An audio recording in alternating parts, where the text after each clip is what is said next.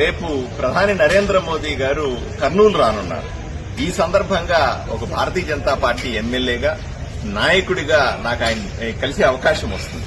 అందుకోసమని నేను 3 ఫైళ్లు ఇక్కడ తయారు చేసి పెట్టుకున్నాను. ఈ 3 ఫైళ్లు మొదటిది వాల్మీకి బోయలని ఎస్టీ సాధించడం కోసం. అంటే దేశమంతా కూడా వాల్మీకులు ఎస్సీ ఎస్టీలుగా ఉంటే, ఆంధ్రప్రదేశ్ లో కూడా ఆ వైపునందరూ కూడా ఎస్సీ ఎస్టీలుగా ఉంటే, రాయలసీమలో ఉన్నటువంటి వాల్మీకుల్ని బీసీలుగా పరిగణిస్తున్నారు. ఇది అన్యాయం. ఈ ప్రాంతీయ అసమానం తొలగించండి అని చెప్పేటువంటి ఈ అంశం మీద ఒక పేపర్ ఇస్తాను.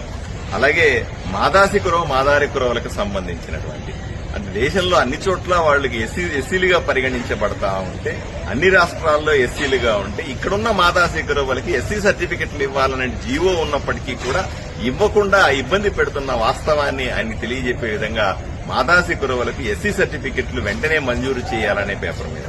ఇక మూడవది బుడగ జంగాలకు సంబంధించిన అంశం.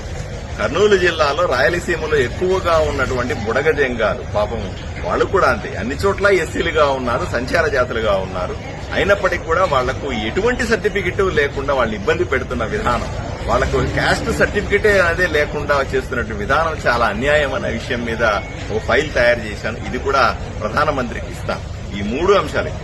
ఇంకో విషయం, ఇక్కడ కామన్ ఫ్యాక్టర్ ఏమిటంటే, ఇటు బోయలు గాని, మాదాసి కురబలు గాని, లేదా బుడగ జంగాలు 3 కూడా సంచార జాతుల లిస్టులో ఉన్నాయి. అంటే కేంద్ర ప్రభుత్వ కేటగిరీలో కూడా వీళ్ళు సంచార జాతులుగా ఉన్నారు.